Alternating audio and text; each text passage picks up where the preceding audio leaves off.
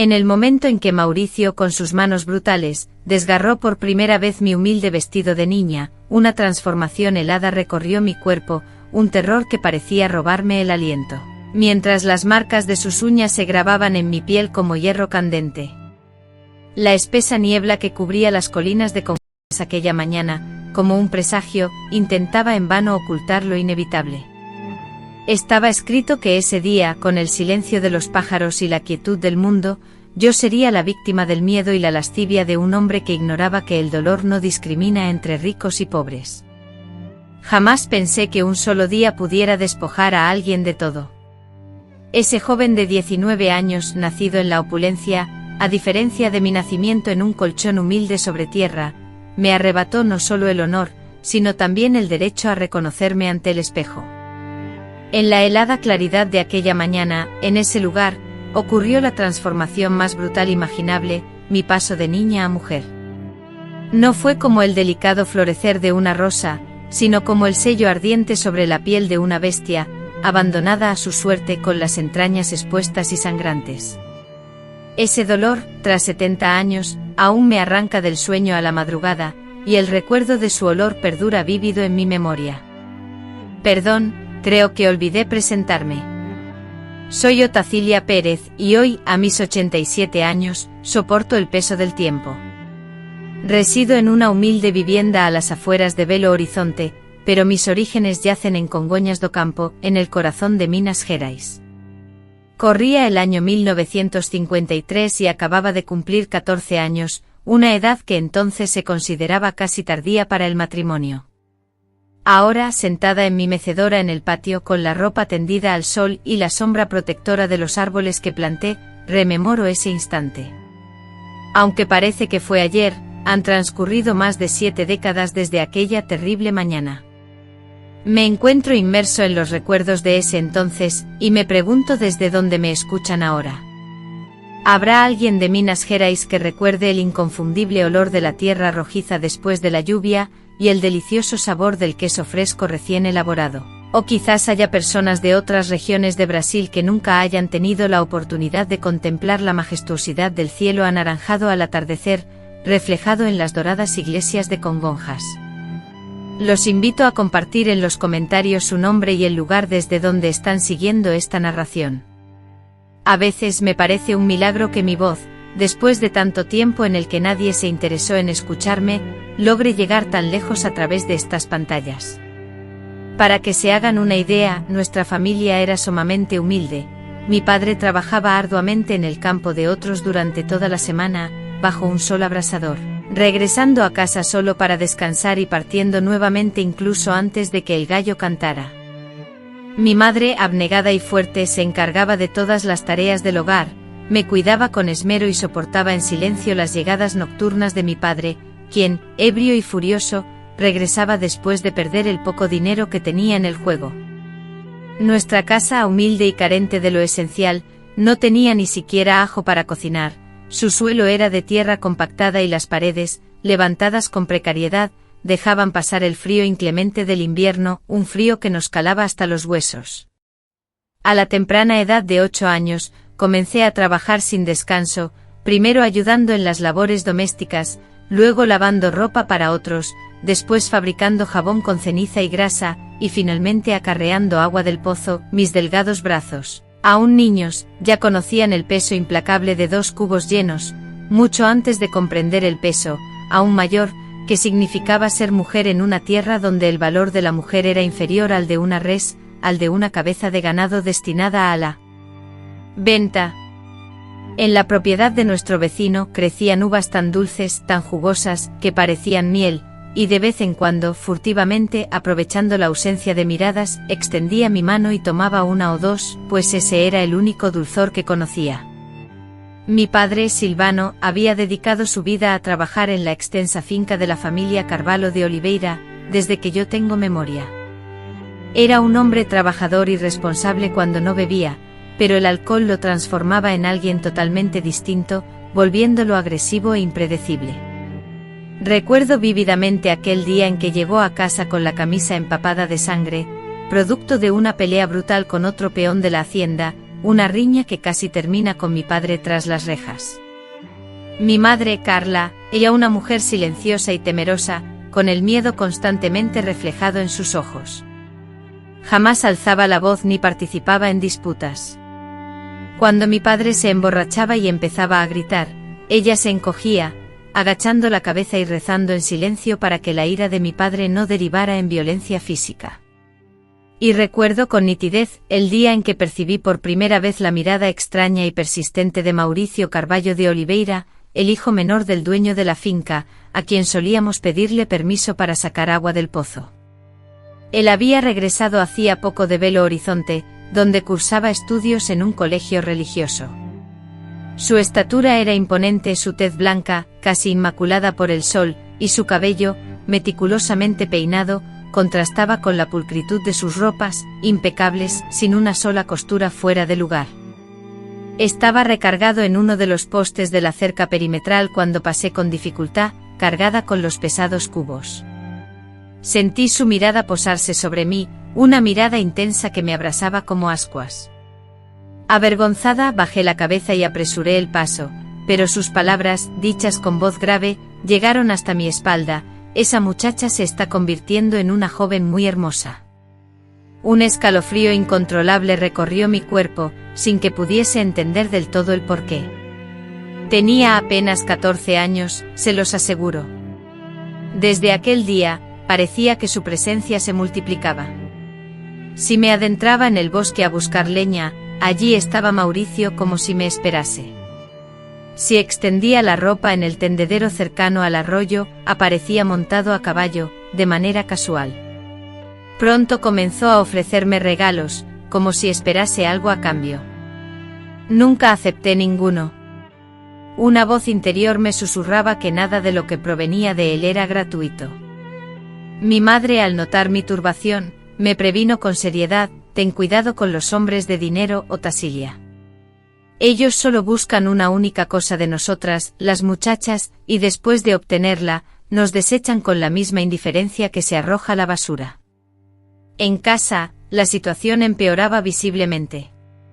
Mi padre bebía con mayor frecuencia y el dinero, que ya era escaso, se hacía cada vez más difícil de conseguir.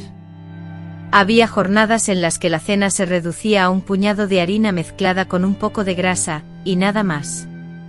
Mi madre, cada vez más delgada y silenciosa, parecía desvanecerse lentamente. Yo por mi parte trabajaba sin descanso, intentando cubrir las necesidades básicas. A mis 14 años mis manos ya mostraban el aspecto de manos adultas, marcadas por callos y grietas. En las noches, antes de caer rendida en el colchón que compartía con mi madre, escribía palabras imaginarias en el aire con mi dedo, para no olvidarlas. Fue un jueves a principios de marzo cuando los peligros comenzaron a intensificarse. Una llovizna fina, una lluvia leve que parecía tamizar el cielo, caía sobre nosotros. Fui a buscar agua antes de lo habitual, pues mi padre había exigido café antes de marcharse al trabajo. En el camino, Mauricio me detuvo, montado en su caballo. Se plantó frente a mí, impidiéndome el paso con su imponente figura. «Buenos días, mi bella flor del campo», me saludó Mauricio, con una sonrisa que no alcanzaba a iluminar sus ojos oscuros. Intenté rodearlo, pero con un ligero movimiento de las riendas, su caballo bloqueó mi camino una vez más. «¿A dónde tanta prisa? Solo deseo conversar un rato», insistió, su voz grave resonando en el silencio de la mañana. «Debo irme, señor Mauricio, mi padre me espera», respondí, sintiendo el corazón latir con fuerza, como si quisiera escapar de mi pecho. Él soltó una risa profunda, un sonido que me heló la sangre. «Un día de estos no podrás huir tan fácilmente, bribona», dijo finalmente, apartándose para dejarme pasar. Corrí a casa, sintiendo el agua de los cántaros a punto de desbordarse y empapando la tela desgastada de mi vestido. No le conté nada a mi madre, para que sabía que solo me recomendaría rezar y confiar en Dios. En las semanas siguientes, los encuentros con Mauricio se volvieron más frecuentes y al mismo tiempo más inquietantes. Comenzó a hacerme preguntas que me hacían enrojecer de vergüenza. Me preguntaba si ya había tenido alguna experiencia romántica con un hombre, si estaba informada sobre la intimidad entre un hombre y una mujer después de casarse, y si deseaba disfrutar de los placeres de la vida. En una ocasión, llegó a exhibirme unas monedas de plata, asegurando que me las daría si accedía a sus deseos. Sentí una profunda repulsión, casi vomito del asco. No obstante, también me aterrorizaba la posibilidad de que me hiciera daño si no lo complacía. Después de todo, era el hijo del hombre más importante del pueblo y podía influir para que mi padre perdiera su empleo, el único sustento familiar. Lo que más me perturbaba era que parecía saber mis rutinas diarias, cuando estaría sola, fuera de casa. A veces modificaba mi camino, tomaba rutas alternativas, prolongaba mis trayectos para evitarlo, pero siempre parecía estar al tanto. Era como si el mundo entero se hubiese transformado en una trampa para ratones, y yo fuera el roedor atrapado. Empecé a sufrir pesadillas en las que él me acechaba y perseguía sin descanso. Cada noche me despertaba completamente empapada en sudor, y mi madre, preocupada, me preguntaba por qué gemía durante el sueño. Durante nuestras clases secretas, doña Celina notó un cambio en mí. «¿Qué te ocurre, niña? Pareces haber visto un fantasma», me dijo. Estuve a punto de confesarle todo, pero el miedo me paralizó. ¿Y si se lo contaba a alguien más? ¿Y si la información llegaba al coronel Carballo de Oliveira? Podrían incluso echarnos de las tierras donde vivíamos. Contuve las lágrimas y le respondí que solo era cansancio. Aunque no me creyó del todo, no insistió más en el tema.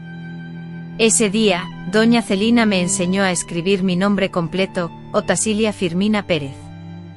Fue la primera vez que vi mi nombre completo escrito en un papel, y sentí como si se tratara de otra persona, alguien que quizás pudiera escapar de ese lugar. El último domingo de ese mes, mientras lavaba ropa en el arroyo con las otras mujeres de la región, uno de los pocos momentos en que podíamos conversar sin la presencia de hombres, reflexionaba sobre todo. Joana, una mujer de edad, que trabajaba en la oficina principal de la finca, se acercó sigilosamente a mí en un momento en que las otras estaban ocupadas y me susurró con urgencia: «Ten mucho cuidado con Mauricio, ¿me oyes? Le escuché hablar de ti con sus amigos, que habían venido de la ciudad». La sangre se me heló, sentí un escalofrío profundo. «¿Qué dijo?», pregunté con la voz casi inaudible. Ella, mirando con nerviosismo a todos lados, respondió: «Dijo que iba a domarte, que una muchacha humilde como tú necesitaba conocer a un hombre de verdad. Que era solo cuestión de tiempo». Regresé a casa ese día con una pesadez en el pecho, una carga que parecía una piedra de molino. Sabía que algo malo estaba a punto de suceder, pero no lograba ver una salida. Era como esperar una tormenta, sabiendo que arrasaría con todo a su paso. Esa noche no pude dormir. Me quedé mirando fijamente las sombras que la luz de la lámpara proyectaba sobre la pared de barro, pensando en qué hacer.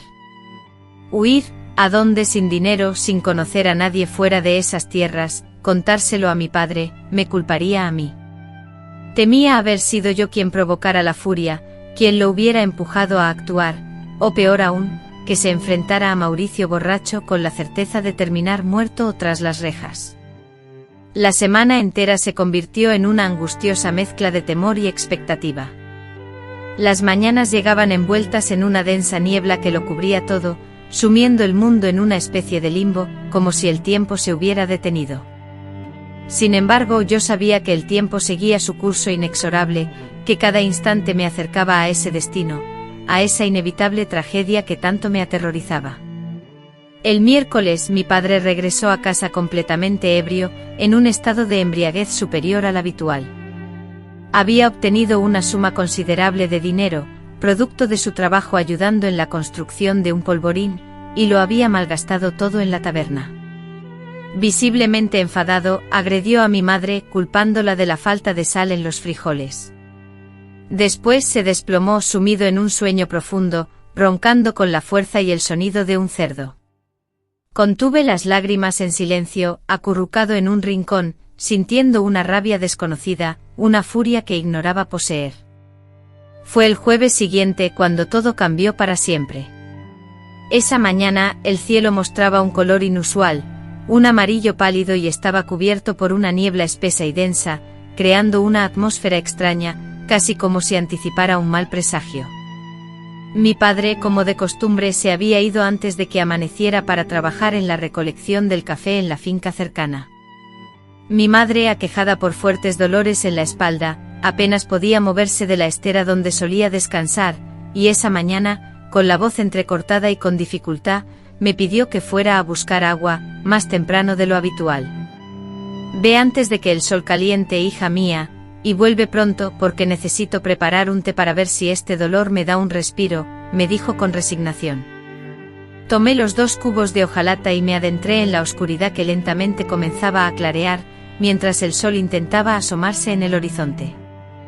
Los pájaros aún no entonaban sus melodías matutinas. El camino se extendía desierto, solo yo y los sonidos tranquilos del bosque que despertaba. Al acercarme al pozo divisé una silueta oscura, recostada contra el imponente árbol que proyectaba una larga sombra en el suelo, y mi corazón, de repente, comenzó a latir con fuerza y rapidez. Identifiqué de inmediato esa postura característica, un hombro ligeramente alzado, el peso del cuerpo recayendo sobre una sola pierna, como si se sostuviera de una invisible columna. Era Mauricio Tim, y por primera vez lo veía solo, desamparado, sin su caballo ni ninguna otra persona a la vista o al alcance del oído. «Buenos días, mi deleite», dijo con esa voz suave que ahora me erizaba la piel. «¿Te has levantado temprano hoy?». Era una pregunta absurda, ya que su presencia era la respuesta. Su sonrisa revelaba todos sus dientes, anormalmente blancos, como los de un jaguar antes de abalanzarse sobre su presa. Intenté ignorarlo concentrándome en la tarea. Me dirigí al pozo, agarré la cuerda y empecé a tirar con torpeza, ansiosa por llenar el primer cubo. Mis manos temblaban tanto que sentí que el balde se me escurriría y caería al agua. «¿No vas a saludar, princesa? ¿Dónde están los modales que te inculcó tu madre?», inquirió, mientras se acercaba por detrás invadiendo mi espacio personal con su presencia. Pude percibir el aroma de su loción costosa, que se mezclaba con el penetrante olor a tabaco y ron.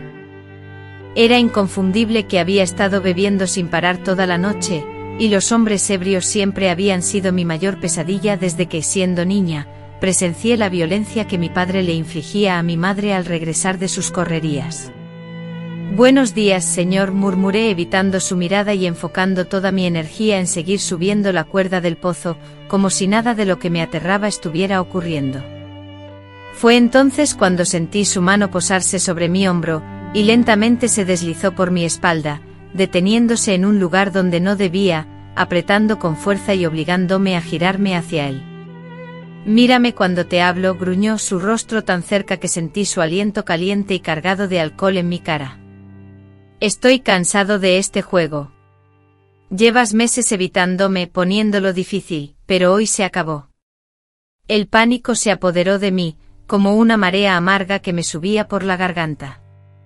Solté la cuerda del pozo e intenté zafarme, pero él me sujetó con fuerza por ambos brazos, aprisionándome contra la fría pared de piedra. «Suéltame, por favor», supliqué, mi voz apenas audible. «Mi madre me está esperando. Se angustiará». Con una risa gutural, baja y despiadada, una risa que permanecería grabada a fuego en mi memoria, él profirió las palabras. «Que se desespere. Tengo algo más relevante que revelarte aquí y ahora». Fue en ese instante, frente a su mirada fría y calculadora, cuando la verdad me golpeó con la fuerza de un martillo. Nadie vendría en mi auxilio, nadie escucharía mis gritos.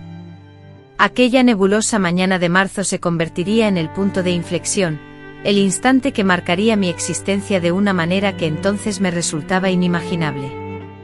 Ahora me dispongo a relatar la parte más oscura de esta pesadilla. Deseo compartir este relato con ustedes, pero les advierto, es una historia perturbadora, tan estremecedora que aún hoy, al recordarla, siento un escalofrío recorrer mi cuerpo. Los sucesos acaecidos en el pozo aquella funesta mañana fueron tan solo el inicio de una serie de experiencias aterradoras que estaban a punto de desatarse.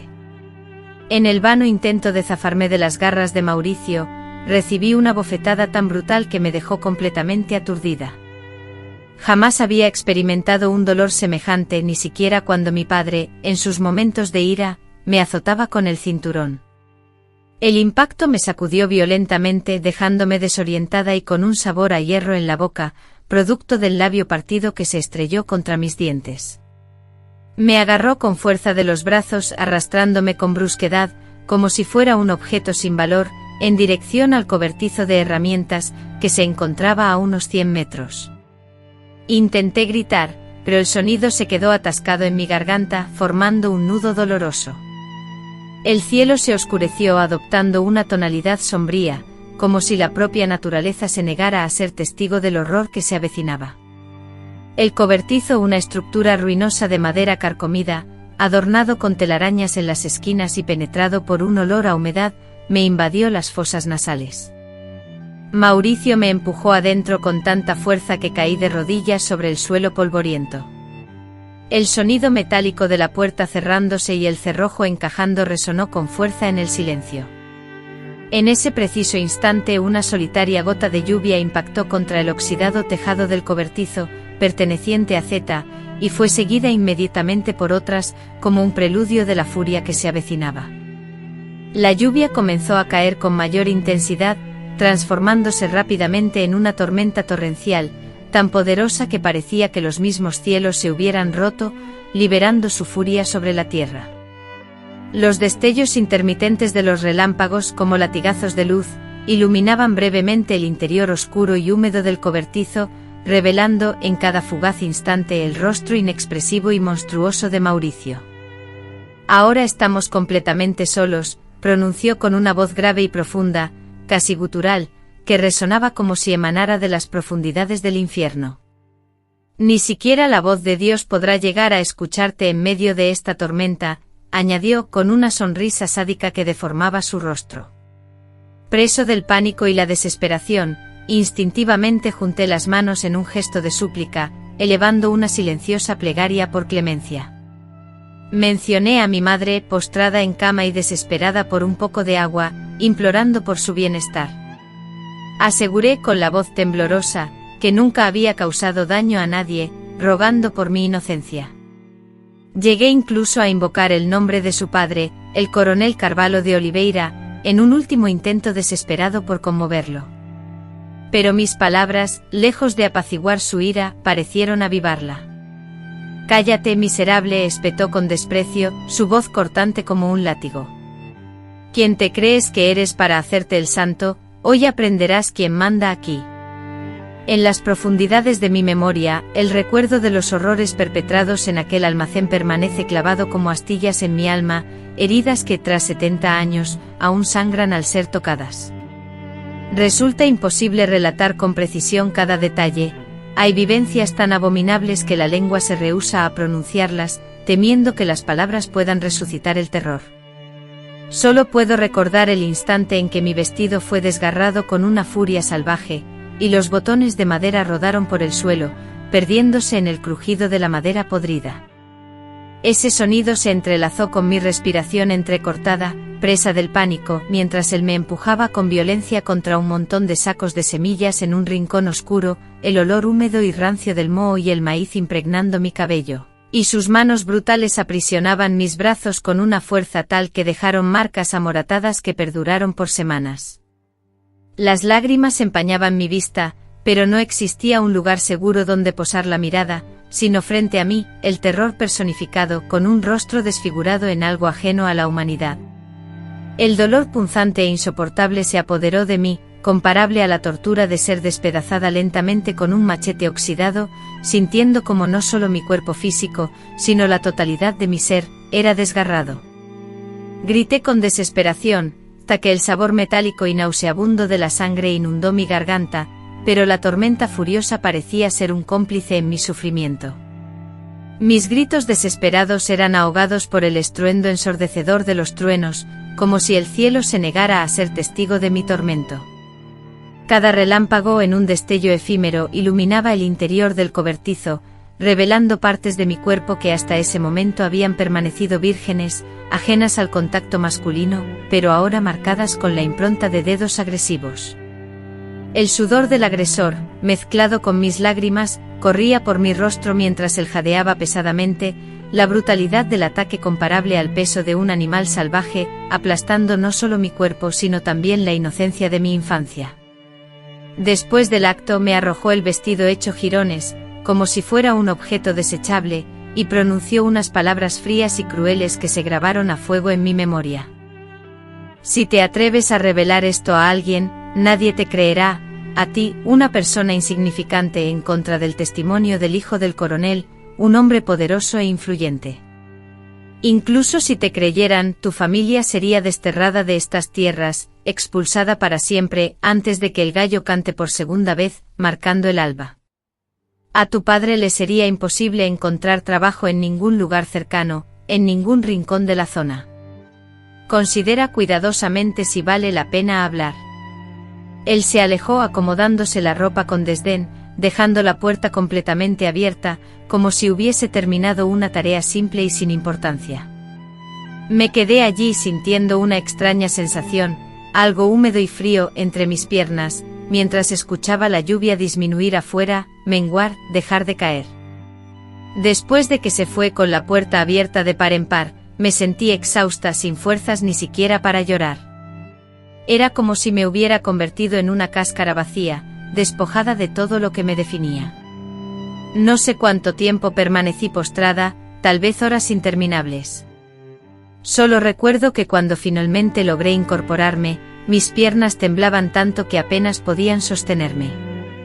Intenté arreglar los restos de mi vestido, coserlo o recomponerlo, lo mejor que pude, intentando cubrir la vergüenza. Después de dejar los cubos junto al pozo, regresé a casa sintiéndome como un animal malherido, buscando un rincón oscuro donde morir. Mi madre, observándome, captó de inmediato la gravedad de lo ocurrido. Ella, sentada pacientemente junto a la estufa a la espera del agua que nunca llegaría, al verme entrar en ese estado lamentable, con la ropa desgarrada, cubierta de tierra y sangre, y con moretones violáceos comenzando a florecer en mis brazos y rostro, se irguió de golpe olvidando momentáneamente sus dolencias en la espalda. «Dios mío, ¿qué te ha pasado, hija mía?», gritó, presa del pánico. Intenté responder, pero las palabras se negaron a salir.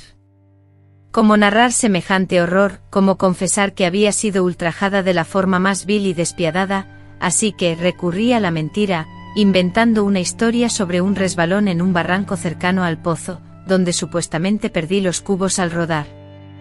Obviamente no me creyó. Mi madre, con todas sus facetas, nunca ha sido ingenua. Después me lavó las heridas con agua tibia y hierbas curativas que cultivaba en el huerto. Después de ayudarme a cambiar de ropa, me observó con una expresión que revelaba mucho más de lo que decía, una mezcla de preocupación, miedo y quizás un poco de conmiseración. «¿Es el hijo del coronel, cierto?», preguntó, su voz apenas un susurro que luchaba contra el murmullo del viento. Asentí lentamente sin poder sostener su mirada, clavando mis ojos en el suelo. «Tu padre no puede enterarse», continuó, tomando mis manos con firmeza. «Cometería una locura y tú acabarías muerta o, peor aún, en la cárcel». Las semanas subsiguientes se transformaron en una pesadilla continua, un torbellino de angustia que me impedía conciliar el sueño. Me despertaba sobresaltada en la oscuridad de la noche, ahogando gritos silenciosos. Mi padre, desconcertado, se quejaba de mi comportamiento errático, de mi creciente desinterés en el trabajo y de mi falta de apetito, ya que dejaba la comida casi intacta en el plato. Mi madre, intentando proteger la precaria calma familiar, elaboraba excusas, achacándolo a cosas de mujeres, a problemas propios de mi edad que, según ella, se solucionarían pronto. Me era imposible mirar a la gente a la cara, el peso de la culpa me aplastaba. Evitaba salir de casa, especialmente en las cercanías del pozo, un lugar que ahora me evocaba horribles recuerdos. Pero, de vez en cuando, el destino me obligaba a cruzarme con Mauricio en el camino. Siempre me recibía con una sonrisa, una mueca repugnante que revelaba su desprecio, y me preguntaba, hipócritamente, si me encontraba bien, fingiendo una preocupación que me revolvía el estómago. Cuando alguien que se hacía el cercano se ofrecía falsamente a ayudarnos con cualquier necesidad doméstica, la hipocresía me revolvía el estómago. Alrededor de un mes después de que el evento traumático, comencé a sentir cambios físicos. Al principio atribuí las sensaciones al estrés y al trauma aún presente. Sin embargo, cuando mi periodo menstrual se retrasó, una sensación gélida me recorrió la columna. Mi madre también se había percatado de algo. La notaba observándome con atención, especialmente cuando me cambiaba, analizando las modificaciones en mi cuerpo. Un día, mientras lavábamos la ropa en el lavadero, se acercó sigilosamente y me susurró al oído: «Estás embarazada, ¿verdad?». La tierra pareció abrirse bajo mis pies. Las lágrimas brotaron descontroladamente y solo pude asentir, incapaz de pronunciar palabra. Mi madre me abrazó con fuerza, y por primera vez la vi llorar de verdad. «Lo solucionaremos, hija mía», me prometió enjugándose las lágrimas con la manga. «Conozco algunas hierbas que pueden ayudarte». En los días subsecuentes, él me preparaba tés con diversas hojas amargas que recolectaba en el bosque. Los bebía sin cuestionar, rogando porque surtieran efecto, porque esa semilla de maldad no germinara en mi interior. Pero la situación no mejoraba. Mi abdomen se abultaba día tras día y la desesperación me consumía. Una tarde de domingo, casi 3 meses después del incidente, el infierno volvió a desatarse. Mi padre, más ebrio de lo normal, regresó de la tienda. Yo me encontraba en la cocina, ayudando a mi madre a preparar angú, cuando entró tambaleándose, con la mirada ausente que lo caracterizaba cuando perdía el control. «Hay un chisme interesante en la tienda», comenzó con voz arrastrada. «Dicen que mi hija anda con alguien. Dicen que está embarazada». La sangre se me heló al instante. «¿Es verdad, Otasilia?». Mi madre se interpuso frente a mí, como si pudiera protegerme. «Ya basta, Silvano. La niña no ha hecho nada malo». Aquellas palabras fueron la gota que colmó el vaso. Mi padre, fuera de sí, se lanzó sobre ella, empujándola con tal ímpetu que la hizo caer, desplomada sobre el suelo terroso. Acto seguido, se giró hacia mí, me aferró el brazo con una fuerza brutal y rasgó la tela de mi vestido hasta la cintura, dejando mis pechos, ya abultados por el embarazo, completamente expuestos. «Mira esto, está a la vista de todos». «Es innegable que es verdad», rugió, sacudiéndome como si fuera un simple muñeco de trapo. «¿Quién fue? ¿Quién te dejó embarazada? ¿Fue ese muchacho de la ciudad o fue otro?». Desde el suelo, entre sollozos, mi madre gritó: «Fue el hijo del coronel, Silvano. Él la atacó, ella no tuvo la culpa». Mi padre se quedó petrificado por un breve instante, como si la información no le cupiera en la cabeza. Después soltó una risa forzada, casi histérica. «¿Me estás diciendo que el hijo del coronel, lleno de dinero, se fijaría en alguien como tú? Seguro que fuiste tú quien se le ofreció. Debiste buscarlo, actuar como una perra en celo». La bofetada que me propinó fue tan violenta que me hizo volar, impactando mi cuerpo contra la estufa de leña. Afortunadamente el fuego se había reducido a brasas, pero aún así, sentí un dolor punzante cuando las cenizas incandescentes me alcanzaron el brazo, provocándome una quemadura. Un grito de dolor y pánico escapó de mi garganta. En ese instante él se abalanzó sobre mí, agarrándome con fuerza del cabello y tirando de él con saña mientras me arrastraba hacia el exterior de la casa. La lluvia, antes torrencial, ahora caía fina pero persistente. «No te quiero en mi casa», vociferaba, mientras me alaba por el patio. «Ve a buscar al padre de ese niño. Ve a la finca y demuéstrales a todos la vagabunda que eres». Volví la mirada hacia la humilde vivienda que habíamos compartido, y alcancé a ver a mi madre en la ventana, con el rostro surcado por lágrimas, extendiendo una mano en un gesto desesperado, como si quisiera alcanzarme, pero sin el coraje para enfrentar la ira de mi padre. Permaneció inmóvil, observando cómo él me arrojaba al barro de la carretera, sin nada más que la ropa rota y sucia que cubría mi cuerpo. No vuelvas jamás, fueron las últimas palabras que escuché antes de que la puerta se cerrara de golpe, dejándome sola bajo la lluvia, embarazada y sin ningún lugar a donde ir. Empapado hasta los huesos y con el temor atenazándome, avancé sin dirección precisa por la senda polvorienta, ahora transformada en un lodazal pegajoso. El cielo, cubierto por nubes grises y pesadas, se oscurecía a un ritmo vertiginoso, anticipando la llegada de la noche. Era impensable buscar ayuda en las casas vecinas, pues la noticia de lo ocurrido se propagaría como la pólvora, y nadie se atrevería a enfrentarse al poder implacable del coronel, o a la ira de mi propio padre. Desesperado, divisé a lo lejos un cobertizo de ruido, de esos que servían antaño para guardar aperos de labranza y sacos de grano, abandonado al borde del camino. Aunque su techo horadado permitía la entrada de la lluvia, representaba una mejor opción que la desprotección de la intemperie. Me refugié en el rincón menos afectado por la humedad, temblando de frío y ansiedad, con el estómago rugiendo por la falta de alimento.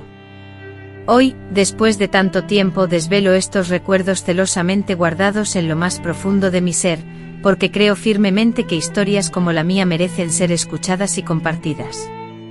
Y si te preguntas cómo puedes contribuir a que más relatos de mujeres como yo salgan a la luz, hay una forma sencilla de hacerlo.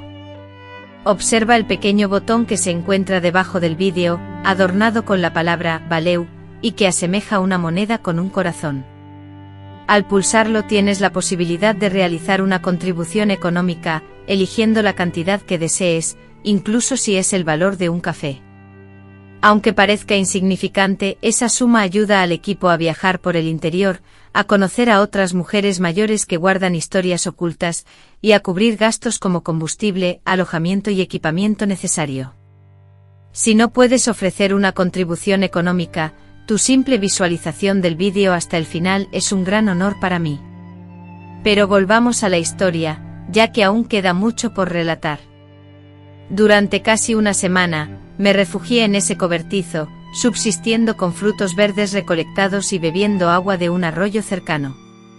En ocasiones aprovechaba la soledad de las casas para robar sobras de comida para perros o prendas de ropa olvidadas en el tendedero.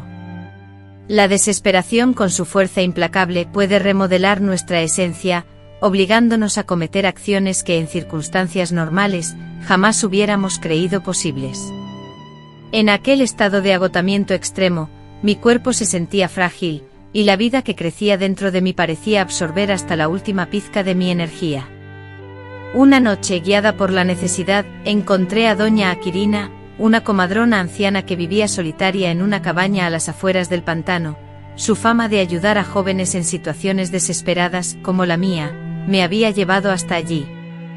A punto de desmayarme por la debilidad, llegué a su puerta en las primeras horas de la madrugada.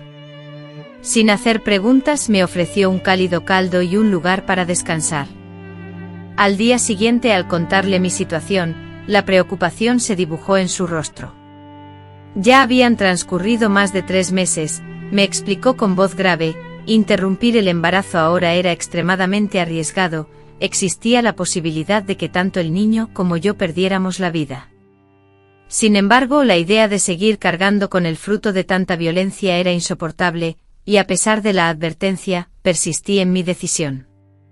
Preparó una pócima de hierbas, una mezcla tan potente y desconocida que superaba cualquier otra que hubiera visto, una combinación tan peligrosa que el solo recuerdo de su nombre me provocaba escalofríos. Tragándomela de un solo golpe, la noche se transformó en una tortura, con dolores punzantes que recorrían mi cuerpo como cuchillos, amenazando con partirme en 2. La sangre fluía con abundancia, pero el niño, testarudo como la maleza, persistía en su interior, rehusándose a dejar mi vientre. Al alba, la señora Quirina, tras examinar mi abdomen, profirió unas palabras que me helaron la sangre: este niño ha nacido bajo una estrella poderosa. Ni siquiera este brebaje, capaz de matar a un burro, ha logrado apartarlo. Acepta que ha venido para quedarse. Al día siguiente me informó de la inminente necesidad de mi partida. Los rumores sobre una joven escondida aquí se han extendido. Pronto te relacionarán con ella y vendrán a buscarte. Es crucial que te marches lejos, que comiences una nueva vida en un lugar donde nadie te conozca. El hombre me entregó un paquete pequeño que contenía unas pocas provisiones para el camino, unas monedas que había estado ahorrando y una carta con información crucial. Al día siguiente, al despuntar el alba, pasaría por la carretera principal un camión de carga con destino a Belo Horizonte, una ciudad a la que anhelaba llegar. El conductor, según me indicó, solía detenerse en la curva del crucero, un lugar a mitad de camino, para tomar un respiro. Mi plan, la única esperanza para alcanzar la capital, era esconderme entre la mercancía de ese camión. Con las últimas fuerzas que me quedaban, me dirigí arrastrándome hasta el lugar indicado y me oculté, camuflada tras un tupido arbusto, a la espera de la oportunidad propicia. En el momento en que el camión se detuvo y el conductor descendió para fumar un cigarrillo y estirar las piernas, aproveché la ocasión y me introduje sigilosamente en la parte trasera del vehículo. La carrocería estaba repleta de sacos de café apilados hasta el techo. Con gran dificultad, encontré un pequeño hueco entre los sacos y me deslicé dentro, rogando internamente que nadie me descubriera. El intenso aroma del café verde, penetrante y nauseabundo, me mareaba, pero era mi única vía de escape. El viaje, desde el momento en que me acomodé entre los sacos, se convirtió en una auténtica tortura. El viejo camión, vibrando con fuerza sobre los caminos llenos de baches, me arrojaba con violencia contra los costales de yute, duros e irritantes. El calor en el interior de la caja era sofocante y la angustia de ser descubierta me paralizaba, dificultando cualquier movimiento. A veces el agotamiento me vencía, sumergiéndome en un sueño pesado e incontrolable. Tras lo que pareció una interminable espera, el camión finalmente se detuvo. Un estruendo familiar, mezcla de bocinas, gritos y motores, me indicó la cercanía de una gran ciudad. Aguardé a que el movimiento cesara, y con extrema cautela, espié hacia afuera. Habíamos llegado a un inmenso galpón repleto de hombres descargando bultos y cajas. Aprovechando un instante de distracción, me deslicé sigilosamente por una puerta lateral, escapando sin ser detectada. Mis primeros días en Belo Horizonte fueron una pesadilla inolvidable. Jamás había presenciado tantos automóviles, semejante bullicio y tanta gente aglomerada. Los edificios se elevaban hasta las nubes y las calles rebosantes de transeúntes me aturdían. No conocía a nadie y me sentía completamente perdida, sin saber a dónde ir. Agotada y débil, sin otro cobijo que los bancos de la plaza, las estrechas marquesinas o cualquier rincón que me protegiera un poco del frío, me alimentaba rebuscando en la basura de los restaurantes, recogiendo restos desechados, o recibiendo la caridad de algunas almas compasivas. Mi vientre se abultaba notablemente, mis ropas estaban sucias y desgastadas, y mi rostro demacrado era un reflejo constante del hambre que padecía.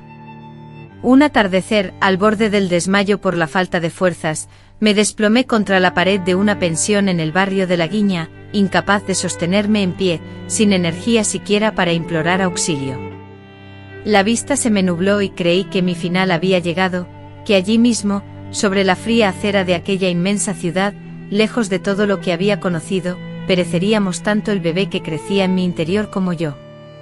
Pero el destino, aunque a veces implacable, puede sorprendernos con gestos de clemencia inesperados.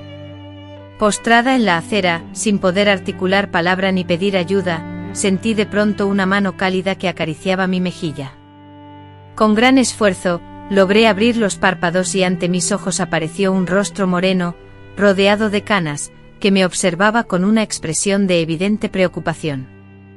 «Dios mío, niña, ¿qué haces aquí, tirada como un trapo viejo?», exclamó la mujer con voz enérgica, pero suavizada por un tono de afecto. Era la señora Anastasia, la cocinera de la pensión San Jorge, quien, al estar lavando la acera, me había descubierto desvanecida. Me encuentro mal», alcancé a murmurar antes de que la oscuridad me engullera de nuevo. Sentí unos brazos robustos que me alzaron, transportándome hacia un lugar impregnado del reconfortante olor de la cocina casera. Al recuperar la consciencia, me hallé recostada sobre un sencillo colchón de paja, en una habitación humilde, con un vaso de agua fresca y un plato de sopa caliente a mi alcance. Doña Anastasia, sentada en una silla de mimbre, me examinaba con la mirada atenta de quien estudia una planta marchita, preguntándose si aún podría revivir. «Come despacio», me indicó al percatarse de que había despertado. «Tienes el estómago muy vacío. Si comes demasiado rápido podrías sentirte mal del estómago». Hice lo que me dijo y comí la sopa lentamente, notando cómo el calor y la fuerza regresaban a mi cuerpo. En la sopa había trozos de carne, algo que hacía tanto tiempo que no probaba que ya casi había olvidado su sabor. Mientras comía, doña Anastasia fue directa al grano: «¿Cuánto tiempo llevas, niña?». La pregunta me tomó completamente por sorpresa, casi me dejó sin aliento. Por un momento consideré inventar una historia. Podría decir que era viuda, que mi esposo había muerto. Algo triste pero menos vergonzoso que la verdad. Pero su mirada intensa me indicaba que cualquier intento de mentirle sería inútil. «Creo que unos 4 meses, no estoy segura», respondí. Ella solo asintió sin parecer sorprendida. «¿Y tu padre?». Sentí que mi rostro se encendía violentamente y aparté la mirada. «No tengo padre». Anticipé que me regañaría, que me echaría de allí, repitiendo lo que todos habían hecho antes. En lugar de responder, doña Anastasia exhaló un largo y profundo suspiro, como si estuviera acostumbrada a oír relatos similares con frecuencia. «Siempre hay un padre, niña», dijo con voz suave. «La diferencia radica en que algunos son hombres de verdad, y otros meras semillas dañinas que encuentran terreno propicio para crecer». Movida por una necesidad imperiosa, le conté a doña Anastasia todo lo sucedido, la agresión sufrida, mi expulsión del hogar, la desesperada huida, y los fallidos intentos de abortar. Por motivos que aún no puedo comprender del todo, sentí una confianza inusitada en ella. Quizás fue la desesperación que me embargaba, o tal vez la forma en que me miraba, sin emitir juicio alguno. Tras escuchar mi historia, permaneció en silencio, observándome atentamente durante un largo rato. Finalmente rompí el silencio confesando mi situación: «No tengo a dónde ir, no tengo dinero ni ninguna posesión. Si pudiera al menos por esta noche dormir en el suelo de la cocina». Mañana me interrumpió con un gesto decidido, y me dijo: «Escucha, niña, llevo 20 años trabajando como cocinera en esta pensión. El dueño es Manuel, un portugués gruñón, pero de buen corazón. Necesito ayuda en la cocina y para lavar la ropa de los huéspedes. Si eres eficiente, podrás ocupar la habitación del sótano. Aunque no es una habitación de lujo, su techo impide el paso de la lluvia y tiene una puerta que cierra con seguridad». Apenas podía creer lo que estaba escuchando. Parecía que la divinidad en la que creía, y que me había abandonado, me había enviado un ángel en la forma de una mujer negra de mediana edad, con las manos ásperas por el trabajo duro.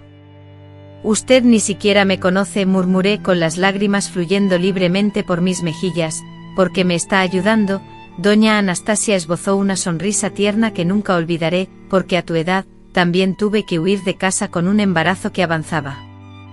Y también encontré a alguien que me tendió una mano cuando más lo necesitaba. En la vida pagamos nuestras deudas ayudando a los que vienen después, hija mía». Al día siguiente comencé a trabajar en la pensión. La jornada laboral era extenuante, requiriendo lavar a mano inmensas cantidades de ropa, fregar incansablemente los suelos, y colaborar en la cocina cortando minuciosamente verduras, pelando patatas y friegando ollas y sartenes. No obstante, por primera vez en muchos meses, gozaba de la seguridad de un techo sobre mi cabeza, tenía comida en mi estómago, y la sensación de que alguien genuinamente se preocupaba por mí. La diminuta habitación del sótano, aunque pequeña y húmeda, se sentía como un palacio después de haber pasado tanto tiempo durmiendo a la intemperie. Incluso disponía de un colchón real, algo que nunca había tenido, ni siquiera en mi hogar de origen. La señora Anastasia me transmitió todo su conocimiento y experiencia. Una chica que afronta la maternidad en solitario necesita aprender a ser autosuficiente, me repetía mientras me enseñaba a eliminar las manchas más persistentes de la ropa, a racionar el jabón y a cocinar con los ingredientes disponibles, en lugar de lamentarnos por nuestras carencias. Paulatinamente fui recobrando fuerzas. Mi vientre se expandía y con él un sentimiento ambiguo difícil de descifrar. Aún no era amor. ¿Cómo podría amar algo que era fruto de tanta violencia? Pero aquel sentimiento ya no era el odio desesperado que sentía al principio, había cambiado a algo intermedio, una mezcla de resignación y aceptación. Tal vez simplemente había aceptado que ese niño, lo quisiera o no, era parte de mi vida ahora. Una noche al final del 7º mes de embarazo, me despertó un dolor agudo e intenso, como una lanza que me atravesaba por dentro. Grité y llamé a doña Anastasia, quien dormía en una habitación en la planta baja. Al instante entró en la habitación, iluminando el camino con una lámpara de aceite. Al ver la sangre que había manchado la sábana, se santiguó sorprendida. «Está naciendo antes de tiempo, jovencita. Voy a ayudarte, pero no será fácil». La escasez de dinero impedía que acudiéramos al hospital, y la urgencia de la situación no permitía que fuéramos a buscar a un médico, incluso si hubiéramos tenido los medios para pagar. El parto era inminente y se estaba desarrollando rápidamente. Las siguientes horas fueron el segundo peor tormento que había sufrido en mi vida, superado solamente por la terrible experiencia que viví en el cobertizo con Mauricio. El dolor punzante se clavaba en mi interior como si me estuvieran arrancando miembro a miembro, desgarrándome desde adentro, pero contenía mis gritos ahogándolos en la almohada, luchando por no despertar a los demás inquilinos de la pensión. A mi lado, la señora Anastasia me sostenía la frente empapada de sudor, me susurraba palabras de aliento y oraciones silenciosas. «Ánimo, hija mía. Este niño está ansioso por nacer y solo tú puedes traerlo al mundo», repetía con calma. Tras lo que pareció una interminable sucesión de contracciones y sufrimiento físico, salpicado de sangre, escuché un llanto débil y tembloroso. «Es un niño», anunció doña Anastasia, mostrando en sus manos grandes una criatura diminuta, de piel rojiza y arrugada, prematuro pero con la fuerza de su madre. Lo limpió delicadamente con un paño húmedo, cortó el cordón umbilical con unas tijeras esterilizadas y lo depositó con cuidado en mi regazo. Mis manos temblaban tanto que temía dejarlo caer. Su extrema debilidad y la necesidad constante de ayuda eran tan palpables que por un instante, olvidé las circunstancias de su nacimiento y solo pude ver a un ser humano que dependía por completo de mí para sobrevivir.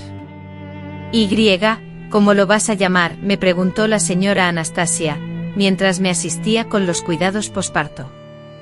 Hasta ese momento no lo había considerado, evitaba proyectar en el niño una imagen idealizada, con nombre y personalidad definida.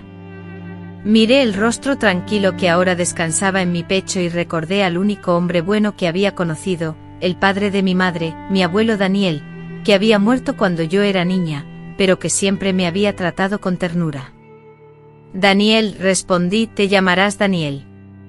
Los primeros días con el recién nacido fueron agotadores. Era muy pequeño, lloraba sin parar y tenía problemas para alimentarse. En varias ocasiones, temí que no sobreviviera. Doña Anastasia me instruyó en el arte de elaborar tisanas herbales para fomentar la lactancia materna, y me demostró la técnica precisa para posicionar al bebé, previniendo así atragantamientos. También me enseñó a calmarlo cuando el llanto persistía. «Este niño es un guerrero», solía decir, observándolo succionar con vigor después de una noche agotadora. Había nacido prematuramente, como si su impaciencia por comenzar su lucha en la vida fuera irrefrenable. A veces al mirarlo reconocía en el detalles de su padre, como la forma de su nariz o su barbilla. En esos instantes sentía una aversión repentina, un impulso de distanciarlo de mí. Pero esta sensación se desvanecía rápidamente. Al final él no era culpable de nada y gradualmente, sin percatarme, me fui encariñando con esa pequeña vida persistente que se esforzaba por crecer. Daniel mamaba con avidez, exploraba con curiosidad el mundo que lo rodeaba, y cuando sonreía, era como si un haz de luz solar inundara aquel sótano sombrío y húmedo. En uno de esos momentos de tristeza infantil, la señora Anastasia, observándome, me aconsejó con firmeza: nunca le permita sentir el abandono. Añadió con convicción: un niño que crece sin afecto, se transforma en un adulto incapaz de amar. Sin importar cómo llegó al mundo, ahora es tu hijo y solo tuyo. Tomé sus palabras como una promesa sagrada. Determiné que Daniel nunca conocería las dolorosas circunstancias de su concepción, crecería creyendo que era producto del amor, no de la violencia, y le brindaría todo aquello que a mí me fue negado: educación, oportunidades y una vida digna. Tan pronto como mi salud lo permitió, regresé a trabajar en la pensión. Además de lavar la ropa y ayudar en la cocina, también cuidaba a mi hijo. La señora Anastasia, con gran amabilidad, me facilitó una caja de madera forrada con tela limpia, que funcionaba como cuna. Lo mantenía cerca de mí mientras realizaba mis tareas, interrumpiéndolas periódicamente para amamantarlo o simplemente para asegurarme de que respiraba con normalidad. Constantemente me atormentaba el temor de que, debido a mi corta edad, dejara de respirar. Con el tiempo, la señora Anastasia, además de enseñarme las tareas del hogar, comenzó a instruirme en otras áreas. Continuó la labor de la señora Celina en Congoñas, mejorando mi lectura y escritura. También me enseñó aritmética, administración del dinero y la importancia del ahorro. Una mujer debe saber manejar los números, de lo contrario, el mundo la engaña, solía decirme mientras me enseñaba a calcular mis gastos y el balance final del mes. Además, me enseñó a preparar platos más elaborados, superando la simple cocina cotidiana, y lo más valioso de todo, me enseñó a coser. Tengo una vieja máquina Singer guardada en el cuarto trasero, me dijo un día cuando Daniel, mi hijo, tenía unos 8 meses. Era de mi madre, que fue esclava y luego costurera. Creo que ha llegado el momento de enseñarte a usarla. La máquina, aunque antigua, funcionaba a la perfección. Al principio mi trabajo consistía únicamente en tareas básicas como remendar sábanas y hacer dobladillos en toallas, arreglos sencillos para la pensión. Con el tiempo comencé a reparar la ropa de los huéspedes, y descubrí que tenía talento para ello, con una mano firme y una vista precisa. Rápidamente no solo arreglaba prendas, sino que también creaba ropa completa, incluyendo camisas, vestidos sencillos e incluso pantalones. Cuando Daniel cumplió 2 años, recibimos una noticia que nos destrozó el corazón: doña Anastasia, quien había sido como una madre para mí y una abuela para mi hijo, se quedó dormida una noche y nunca despertó. Su corazón dejó de latir mientras dormía. El dolor que sentí fue tan profundo que pensé que no podría soportarlo, ya que había perdido a la única persona en el mundo que realmente se preocupaba por mí. Daniel, a pesar de su corta edad, también la extrañaba y la llamaba abuela. Nacía por todos los rincones de la pensión, sin comprender por qué ella no respondía. El funeral fue modesto pero respetuoso, y los huéspedes de la pensión, que le tenían mucho cariño, colaboraron para cubrir los gastos. Después del funeral, el señor Manuel, el dueño de la pensión, un hombre portugués de pocas palabras, me citó en su oficina.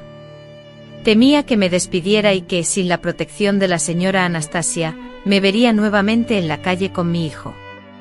Sin embargo, sus palabras me dejaron atónita. Doña Anastasia había dejado un testamento.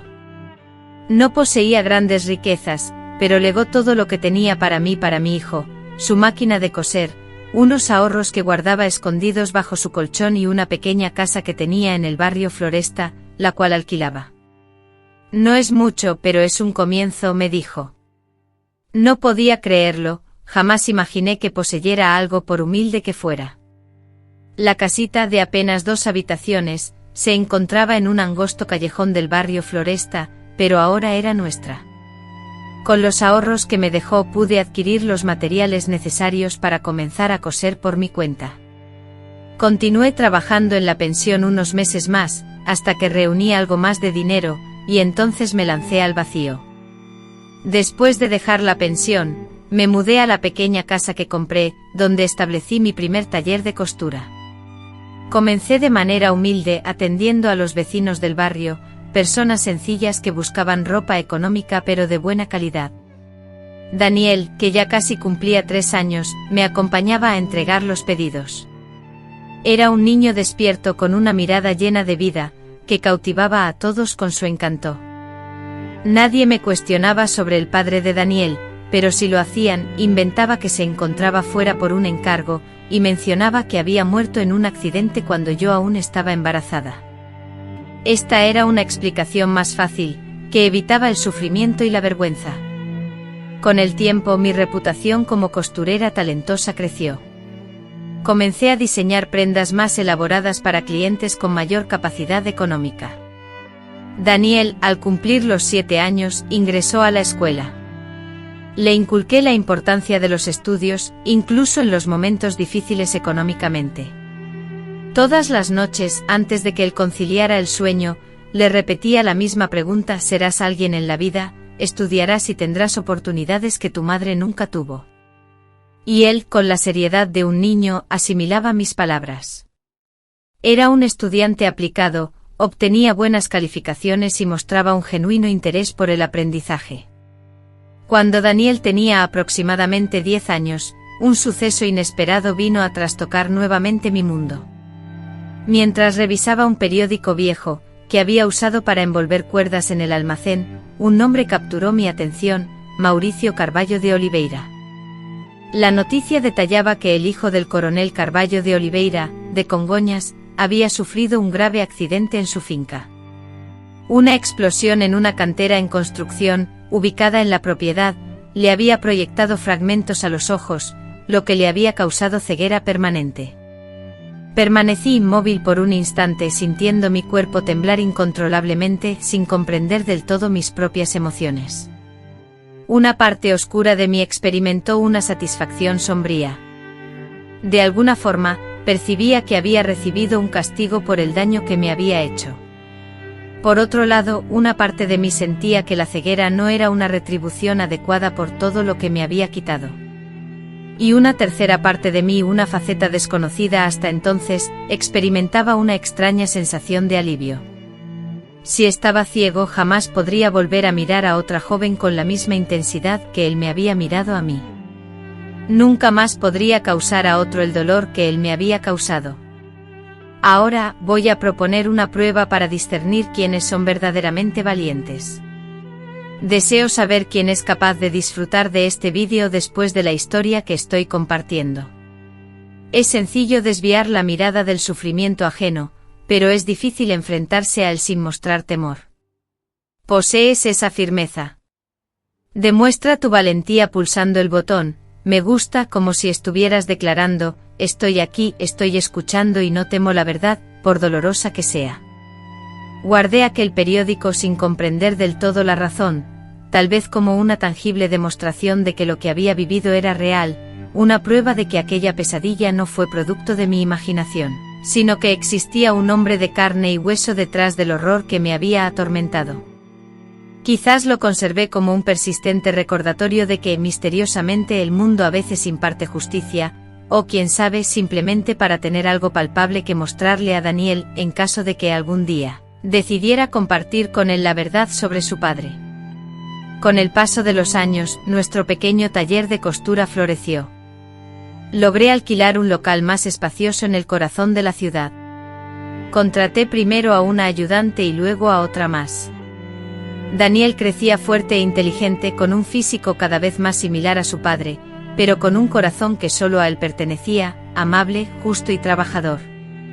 A los 15 años, ya me asistía con las finanzas, la gestión de proveedores y todo lo relacionado con el negocio. Demostró un talento innato para los negocios, superior al mío. Mamá, deberías cobrarles más a esas clientas, solía decirme. Pueden permitírselo y necesitamos expandirnos. Al cumplir Daniel 18 años, me llenó de la mayor alegría que he sentido en mi vida. Había aprobado el exigente examen de ingreso a la carrera de agronomía en la Universidad Federal, convirtiéndose en el primer miembro de nuestra familia en ser admitido en la universidad. El día de su matriculación, la emoción me desbordó tanto que mis lágrimas empaparon por completo mi blusa. Él, sin comprender del todo la magnitud de lo que eso representaba para mí, se reía con cariño de mi efusividad. ¿Cómo iba a entenderlo? Ignoraba mis orígenes, la crudeza del suelo de tierra y la dura realidad de la violencia y la humillación que habíamos padecido. Solo conocía la incesante lucha de su madre, mi lucha por ofrecerle una vida digna. Ahora él estaba a punto de comenzar su educación universitaria, listo para un futuro que yo, en mis propios años de juventud, jamás me había atrevido a soñar. Fue entonces, ante esa inmensa felicidad, que comencé a ahorrar con un propósito claro y definido, un proyecto que mantuve en secreto para todos, incluso para Daniel, un proyecto que se construía poco a poco, como una prenda laboriosa, puntada a puntada. Este proyecto, que comenzó a gestarse el día en que descubrí la ceguera de Mauricio, por fin parecía factible ahora, ya que la joven asustada que antes lo evitaba había desaparecido. Me había transformado en una empresaria próspera, con la solvencia económica necesaria y por primera vez con el poder de llevar a cabo algo que jamás creí posible, mirar a la cara, aunque sin ojos, al hombre que había destrozado mi vida y sin proponérselo, la había reconstruido. El tiempo, como el agua de un río, transcurre implacablemente arrastrando todo a su paso, salvo las huellas imborrables que guardamos en nuestro interior. Para cuando Daniel terminó la universidad, yo ya había cumplido 50 años. Mi taller de costura se había convertido en una elegante tienda en el centro de Belo Horizonte, con 3 costureras trabajando conmigo. Mi hijo se había graduado en agronomía con honores, lleno de proyectos y esperanzas. En nuestra confortable casa en Santa Efigenia, muy distinta de la modesta vivienda de nuestra infancia, la tranquilidad exterior contrastaba con la persistente cicatriz que laceraba mi alma. Una tarde sabática, mientras Daniel se encontraba en una entrevista laboral crucial, desenterré el vetusto periódico que había custodiado celosamente durante años. La noticia sobre la repentina ceguera de Mauricio, mi antiguo vecino, mostraba claros signos de deterioro, con el papel amarillento y los bordes deshilachados. Me detuve en su pequeña fotografía previa al accidente, el mismo rostro que había acechado mis pesadillas durante tanto tiempo. Pero en ese instante, en lugar de pavor, un sentimiento nuevo y extraño germinaba en mi interior, un plan que desde que supe de la tragedia, había estado latente, pero que solo ahora se presentaba viable. Comencé a investigar discretamente sin levantar sospechas, adquiriendo periódicos de la región de su pueblo cada vez que era posible y sondeando a las clientas que provenían de allí. Hacía ya tiempo que supe de la muerte del coronel Carvalho de Oliveira, una figura del pasado. Su hijo mayor, heredero de la extensa finca, no había tenido la habilidad para gestionarla con éxito, y la familia se enfrentaba a la pérdida de tierras y recursos económicos. Mauricio, el hijo ciego del coronel, se encontraba ahora en una humilde vivienda en la ciudad, subsistiendo con una pensión mínima, un claro contraste entre su pasado de riqueza y su presente de necesidad. ¿Qué vueltas da la vida a aquel día? Daniel volvió radiante de la entrevista laboral, exclamando: «Mamá, conseguí el trabajo, voy a trabajar en una empresa que se dedica a la consultoría de suelos, justo lo que siempre quise». La alegría de Daniel era contagiosa, llenando de luz el entorno. Nos sentamos juntos en la mesa de la cocina, preparé café para ambos y le escuché compartir sus planes futuros. Mientras escuchaba, una idea comenzó a gestarse en mi mente, una idea tan atrevida y arriesgada que me producía vértigo solo de considerarla.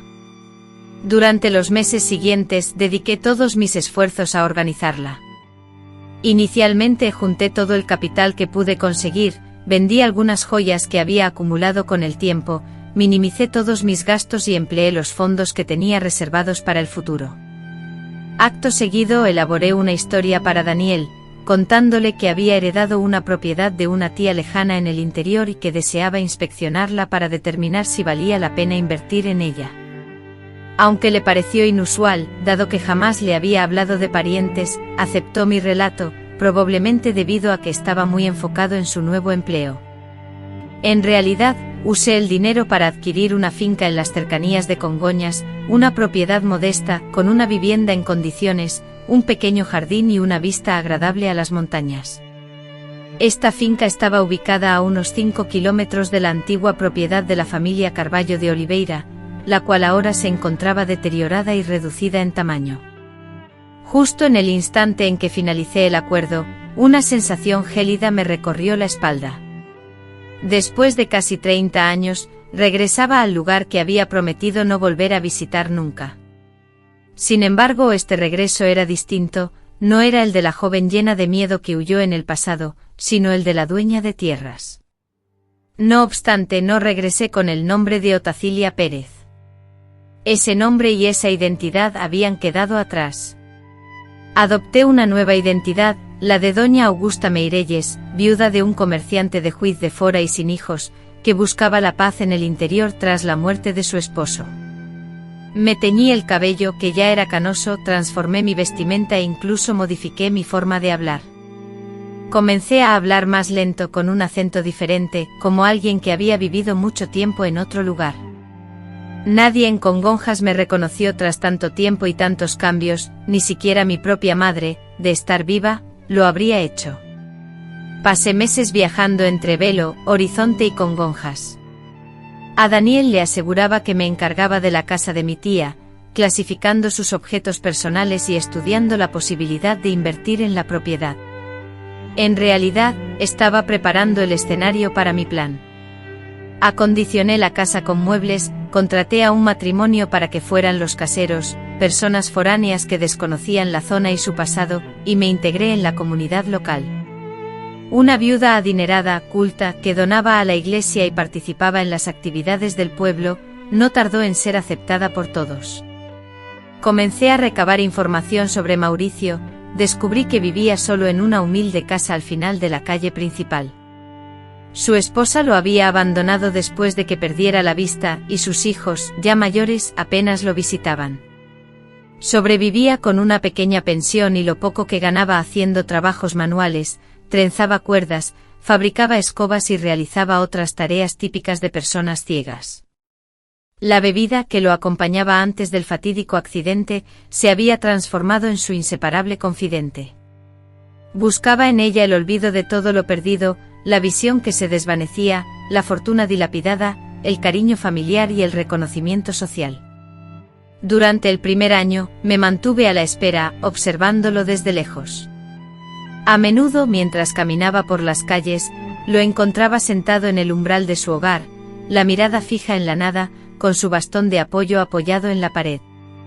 Su aspecto reflejaba un envejecimiento prematuro. A pesar de no superar los 50 años, aparentaba tener 70. Su cabello escaso y plateado, su rostro surcado por las marcas del alcohol y su piel flácida, eran testimonio de un pasado enérgico y fuerte, ahora deteriorado. Cada vez que lo veía, sentía una fuerte aceleración en mi pecho.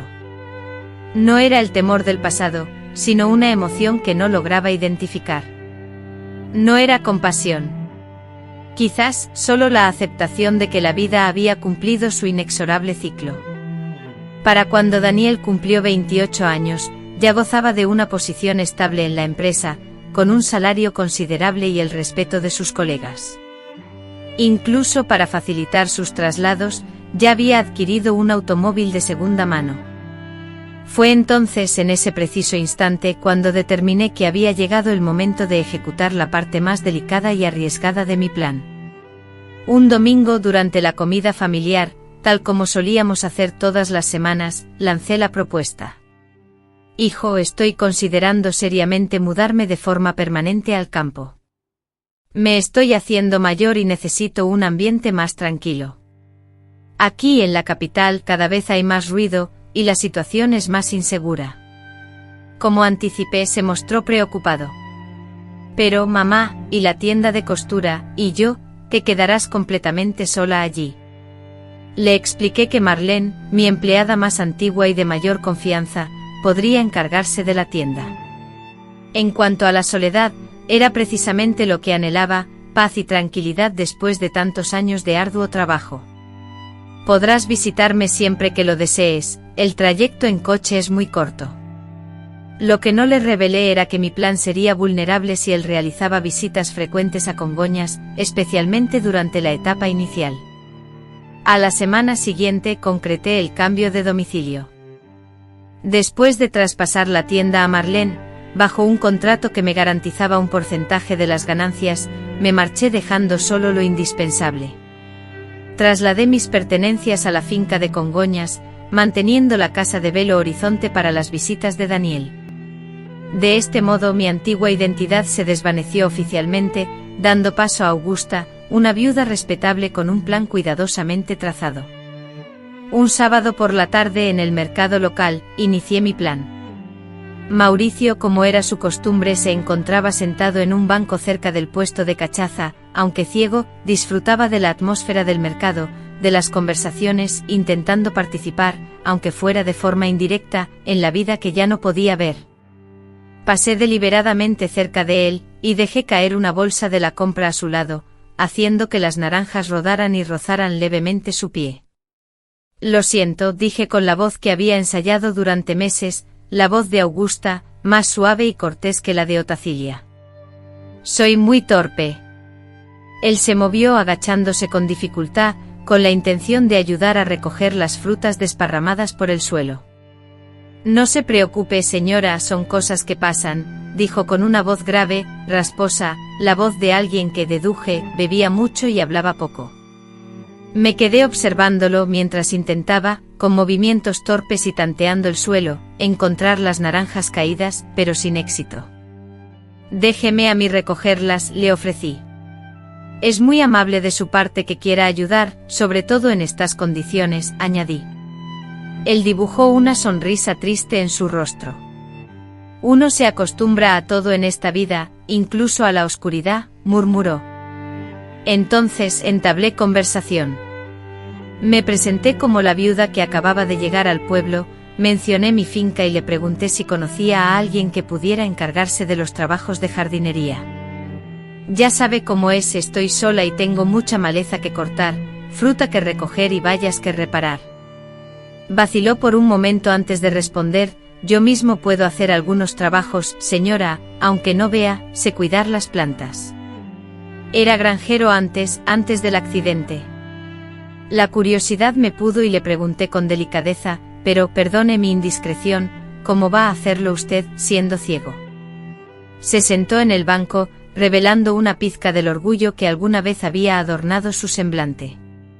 Mis otros sentidos son muy agudos, afirmó, puedo saber cuando una planta necesita agua. Con solo tocarla, sé si una fruta está madura. Y nadie corta el césped más recto que yo porque me guío por el aroma de la tierra y el sonido de las tijeras. Fingí sorpresa, mezclada con un toque de escepticismo. Bien, si está dispuesto a intentarlo, podemos hacer una prueba. Le pagaré por cada día de trabajo. Si funciona, será beneficioso para ambos. Quedamos en que empezaría el próximo lunes. Al despedirse extendió su mano hacia el aire como buscando la mía. Vacilé un momento antes de aceptar su gesto. Era la primera vez en más de 30 años que establecía contacto físico con él. Su mano, ahora áspera y callosa, con los dedos deformados por la artritis, era muy diferente de la mano fuerte y despiadada que me había causado tanto dolor en el pasado. Aún así, tuve que dominar el impulso de apartar mi mano. Con voz decidida, le indiqué al señor Mauricio que volvería el lunes. Puntualmente llegó con una bolsa de tela colgada del hombro, donde guardaba herramientas básicas. Avanzaba despacio, probando el terreno con su bastón. Le expliqué la tarea: podar las plantas, cortar el césped, y eliminar las enredaderas que cubrían la pared trasera. Al principio dudé de que pudiera realizar el trabajo, temiendo que me hubiera excedido. Sin embargo, para mi sorpresa, demostró ser un trabajador hábil, aunque lento, pero metódico y eficiente. Como ya dije, sus otros sentidos compensaban su falta de visión. A través del tacto, el olfato y el oído, entendía con exactitud lo que hacía durante esa primera semana. Apenas intercambiábamos palabras. Lo observaba desde lejos, espiando por la ventana de la cocina, y lo veía moverse por el patio con una seguridad que aumentaba cada día. El viernes, después de pagarle por los servicios que había realizado, le ofrecí la posibilidad de continuar trabajando la semana siguiente, explicándole que aún quedaba mucho por hacer y que estaba satisfecho con su desempeño, a pesar de sus limitaciones. Aceptó mi oferta con entusiasmo inmediato. Entonces me percaté de que el dinero que le pagaba, aunque una suma menor para mí, representaba una gran diferencia para él. También observé que el trabajo le proporcionaba un sentido de propósito, algo que esperaba con anhelo en lugar de la rutina diaria. Progresivamente fui incrementando sus responsabilidades, al tiempo que introducía sutiles humillaciones. Empecé a dejar las herramientas fuera de su alcance para luego recriminarle que no las encontraba. Desplazaba las macetas para que tropezara. Colocaba pequeños obstáculos en su camino, simplemente para dificultarle el paso. Durante ese periodo fingía ser amable soltando frases como, «Es admirable que pueda trabajar en su condición, ¿no cree?». Además, comencé a cuestionar su pasado. Un día, mientras podaba un granado, le dije, «Me han contado que usted fue alguien importante por aquí, hijo del coronel Carvalho de Oliveira. Aunque también dicen que su familia era dura con sus empleados y que usted tenía fama de aprovecharse de las jóvenes de la zona». Se puso rígido con las tijeras de podar suspendidas en el aire. «Son cosas del pasado», balbuceó. «Otros tiempos, otras personas». No insistí entonces, pero la duda ya estaba sembrada. En cada conversación posterior, agregaba más elementos a esa semilla. Repetía chismes que escuchaba en la ciudad sobre los Carvalho de Oliveira, rumores sobre jóvenes que habían sido mancilladas y comentarios sobre cómo Dios castiga severamente a los malvados. Con una voz deliberadamente tenue, como si sus palabras carecieran de importancia, solo se dedicaba a susurrar chismes y rumores. Sin embargo, yo podía percibir el impacto en su espalda arqueada, en sus manos que temblaban al empuñar una herramienta, y en el pálido color de su rostro cada vez que se abordaban ciertos temas delicados. Tras casi un año de este sutil juego psicológico, Daniel irrumpió sorpresivamente un fin de semana. No había anunciado su llegada, deseaba dar una sorpresa. Al llegar, encontró a Mauricio en el patio, afanado en cortar leña para la estufa. A pesar de su ceguera, aún realizaba esa tarea con destreza, guiado por el tacto y la memoria. La escena de ambos compartiendo el mismo espacio por primera vez casi me provocó un desvanecimiento. El padre ignorante de su paternidad y el hijo ajeno a la identidad de su progenitor. Y yo, en medio de ellos, cargaba con el peso de un secreto que había custodiado por más de 30 años. «¿Quién es ese señor, mamá?», preguntó Daniel, dirigiendo su mirada hacia Mauricio, que trabajaba a la distancia. «Es Mauricio, mi ayudante», respondí con voz temblorosa. El hombre mayor, a pesar de su ceguera, se dedicaba a labores de jardinería, reparaba objetos dañados y cortaba leña con gran destreza. Daniel, noté, lo observaba atentamente, fascinado por su manera de desplazarse, de orientarse y de utilizar las herramientas. Siempre le habían atraído las personas que vencían las adversidades. En la hora del almuerzo invité a Mauricio a compartir la comida con nosotros, una inusual invitación que nunca antes había hecho. Deseaba observar su interacción, buscando un reconocimiento instintivo, una conexión invisible, quizás por lazos de sangre. Sin embargo, no hubo tal cosa, simplemente dos desconocidos manteniendo una conversación educada. Lo que sí me sorprendió fue el parecido en ciertos gestos, la forma en que tomaban el tenedor, la manera de inclinar la cabeza al escuchar, e incluso el movimiento de llevar la mano al cabello cuando reflexionaban. Eran minúsculos detalles que cualquier otro individuo habría pasado por alto, pero para mí, que los conocía a la perfección, era como contemplar un reflejo deformado por el paso del tiempo. «Su hijo es un joven muy bien educado», comentó Mauricio, tan pronto como Daniel se alejó para inspeccionar la finca. «No cabe duda de que tuvo un buen padre». Esas palabras resonaron en mi interior como una punzada dolorosa. «En realidad creció sin padre», respondí, escudriñando cada una de sus expresiones. «Su padre, bueno, su padre no era nada. Desapareció incluso antes de que él naciera». Observé cómo apretaba el vaso con mayor firmeza. Algo en mi voz, un dejo de emoción, debió delatarme. «Lo siento», murmuró con la mirada baja. «Hay mucha gente mala en este mundo. Sí la hay, asentí con la voz ahora bajo control total. Hombres que abusan de niñas inocentes, que arruinan vidas y continúan como si nada hubiera sucedido.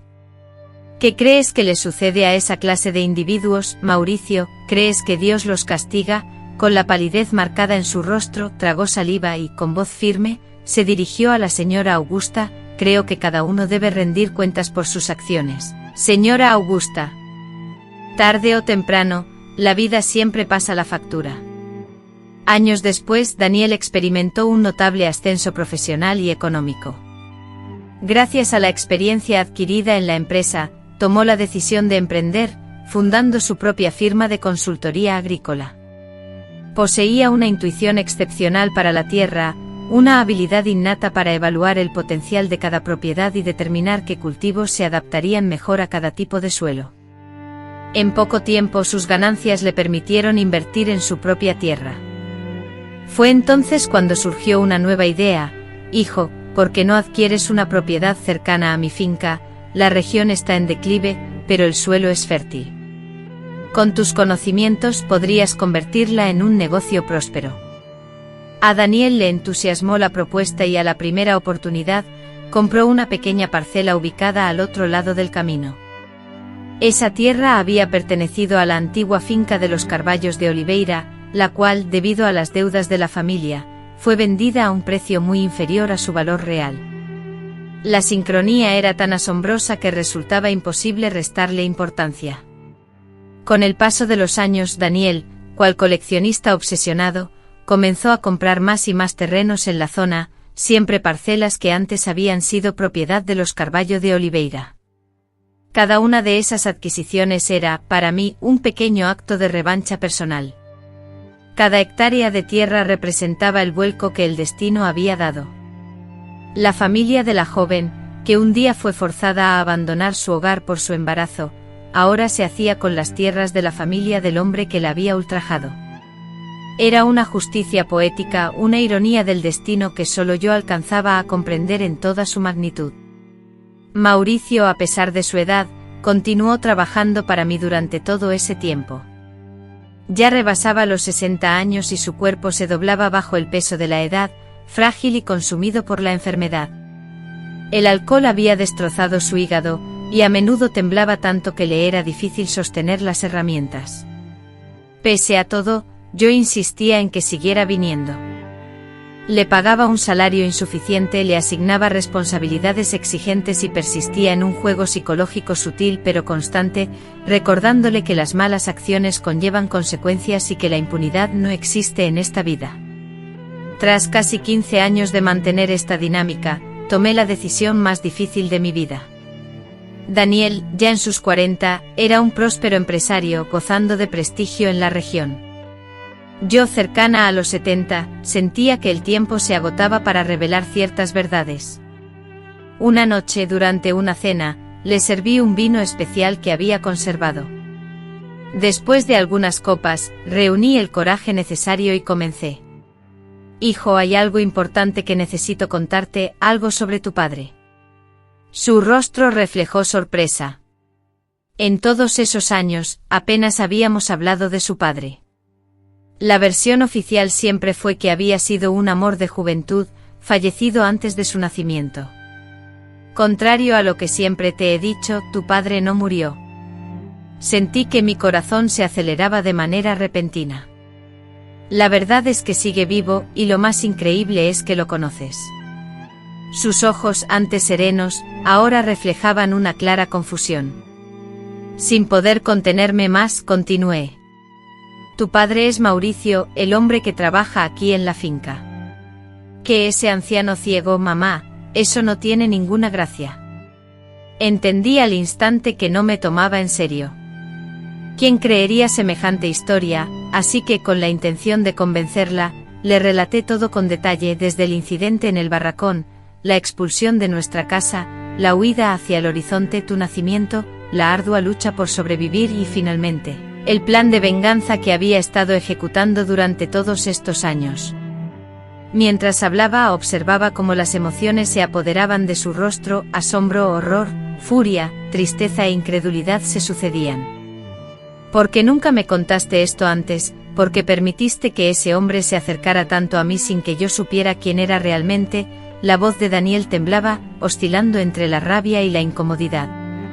Porque tenía que protegerte, respondí. Para ser completamente honesta, mi motivación principal era hacerla sufrir. Quería que sintiera el dolor de servir a un hijo que ella nunca supo que tenía. Deseaba que trabajara en la misma tierra que antes pertenecía a su familia y que ahora, por ironías del destino, te pertenece a ti. Anhelaba que sintiera, día tras día, el peso de haber arruinado mi vida, sin siquiera sospechar que yo era quien estaba a su lado. Daniel, visiblemente afectado, se levantó de la mesa, y con un gesto que recordaba inconfundiblemente a su padre, Mauricio, se pasó la mano por el cabello.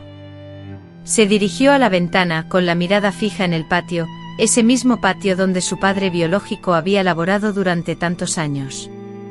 Permaneció en silencio, absorto en sus pensamientos, intentando procesar toda la información que acababa de escuchar. Después de varios minutos, finalmente se giró, y su expresión era impenetrable, indescifrable. Y él lo sabe. Sabe quién eres realmente, sabe quién soy yo en verdad. No le he revelado nada. Hasta el día de hoy, él sigue creyendo que soy doña Augusta, la viuda del juez de Fora. Ignora por completo que soy la niña a la que él atacó hace tantos años. Desconoce que tú, Daniel, eres su hijo. Daniel, con la incredulidad reflejada en sus ojos, negó lentamente con la cabeza. Madre, tras tantos años de engaños, mentiras y planes de venganza meticulosamente orquestados, aún me resulta difícil asimilarlo todo. Al reflexionar sobre mis acciones, a veces me pregunto si la ambición me cegó y me llevó demasiado lejos.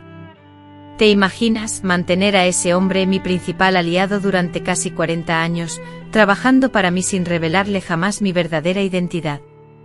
Y ni hablar de que el hombre al que tanto admiraba, mi jefe y mentor, era en realidad el hijo que nunca supo que tenía. Algunos podrían considerar que mantener semejante juego de apariencias durante tanto tiempo fue una crueldad innecesaria. ¿Qué opinas tú, madre? ¿Habrías actuado de forma diferente, o habrías llevado la venganza aún más lejos en mi situación? Me gustaría saber qué harías tú si estuvieras en mi lugar. Por favor, comparte tus opiniones. Esa noche Daniel se marchó sin despedirse propiamente, y el dolor de perder a mi hijo tras revelarle la verdad me atormenta, pero tal vez ese fue el precio a pagar por la venganza que cultivé con tanto esmero, incluso durante demasiado tiempo. Realmente todo esto valió la pena. Durante toda la noche, mientras mis ojos permanecían fijos en el techo sin lograr conciliar el sueño, me atormentaron las preguntas sobre si no habría sido mejor simplemente olvidar, seguir adelante y dejar atrás el pasado. A la mañana siguiente sentí el dolor habitual en la articulación, un compañero constante a mis 87 años. Con dificultad, me arrastré hasta la ventana del balcón y observé el patio. Allí estaba Mauricio, ahora un anciano de casi 90 años, encorvado y tembloroso, continuando con su rutina diaria, probablemente por costumbre, ya que la verdad había salido a la luz y parecía no tener nada más en su vida. Esa escena me transportó mentalmente a 3 años atrás. Finalmente encontré la determinación para actuar como debería haber hecho mucho tiempo atrás. Esta decisión surgió una semana después de una conversación profunda y significativa con Daniel, mi hijo, quien, para mi inmensa alegría, había regresado, disipando el temor a la soledad. Volvió transformado con un semblante más serio y reflexivo, pero lo más importante, había regresado a mi vida. Sentada a la mesa de la cocina, mi madre pronunció unas palabras que grabé a fuego en mi memoria: mamá, lo que sufriste fue algo terrible e imperdonable, pero este deseo de venganza ha durado demasiado tiempo. Es momento de acabar con esto. Y tenía razón. 40 años son un peso excesivo para cualquiera, incluso para un odio tan justificado como el mío. Quizás impulsada por esa revelación, cuando Mauricio llegó aquella mañana de lunes, como lo hacía puntualmente desde hacía años, ya lo estaba esperando en el banco del jardín. Le había preparado un café fuerte, tal como a él le gustaba. Instruí a los caseros que se fueran, pues deseaba estar a solas con él. «Siéntese aquí, señor Mauricio», le dije, dando suaves golpes en el banco a mi lado. Él se acercó guiándose con su bastón, un objeto que conocía a la perfección después de tantos años. «He preparado café para los dos. Tenemos que hablar». Se sentó con una evidente desconfianza. En todos esos años mi repentina e inesperada amabilidad nunca había sido tan manifiesta. Tras servir el café humeante en las 2 tazas de porcelana, di inicio a la conversación. Suponía que el señor Mauricio debía estar hastiado de los rumores y habladurías sobre su familia, y en particular, sobre las acciones que él mismo había cometido en el pasado. Ante mis palabras, suspiró hondo, un gesto que acentuó las arrugas de su rostro, marcándolo con una expresión de fastidio. «Doña Augusta, con todo respeto, prefiero evitar traer a colación esos recuerdos. El pasado, ya pasó», dije. «El problema, señor Mauricio, es que el pasado jamás se desvanece por completo. Se aferra a nosotros como una sanguijuela, consumiendo nuestra energía vital poco a poco». Hice una pausa saboreando un sorbo del café recién hecho, mientras reunía el coraje necesario para continuar. «¿Recuerda usted a una joven llamada Otacilia Pérez?» La taza en su mano tembló visiblemente y un chorro de café caliente se derramó sobre sus gastados pantalones. Su rostro, que ya de por sí era pálido, adquirió el tono blanquecino de la cera de una vela. «¿Por qué me pregunta usted eso?», inquirió con una voz apenas audible, casi un susurro. «Porque esa niña a la que usted atacó en aquel cobertizo cercano al pozo, hace más de 50 años, soy yo». La imagen de su rostro en ese instante permanece grabada en mi memoria, aunque la ceguera le impedía ver el entorno, su expresión reflejaba el impacto de un balazo, como si acabara de recibir un disparo en Quembrao. Sus labios, temblorosos, se abrían y cerraban en vano, incapaces de emitir una sola palabra. «Augusta es un nombre falso. Mi nombre verdadero siempre ha sido Otacilia». Huyendo de Congoñas, me vi obligada a abandonar mi hogar después de que mi padre me expulsara al descubrir mi embarazo. Un embarazo provocado por su propio hijo, Mauricio. Comenzó a temblar de forma incontrolable, hasta el punto de que la taza que sostenía se le escapó de las manos, estrellándose contra el suelo. «Esto no puede ser», logró articular finalmente con voz ahogada. «Es mentira. Usted no puede ser esa muchacha». «Puedo demostrarlo», le respondí con calma. Recuerdo perfectamente sus palabras aquel día, después de que consumara su atroz acto. Me advirtió que nadie creería la palabra de una mujer pobre como yo contra la de su hijo, y que en el improbable caso de que alguien me diera crédito, mi familia sería expulsada de estas tierras antes del amanecer. Llevó las manos al rostro cubriendo los huecos hundidos donde antes brillaban sus ojos. «Dios mío», susurró con la voz ahogada por la sorpresa y el dolor. «Entonces, todo este tiempo me has engañado, te has burlado de mí, me has humillado a propósito». «Sí», respondí, sin sentir ni la más mínima pizca de arrepentimiento. «Durante 40 años te hice trabajar para la familia de la muchacha a la que tú mismo destruiste. Te obligué a servir, sin que lo supieras, al hijo al que ayudaste a traer al mundo, un hijo cuya existencia desconocías por completo.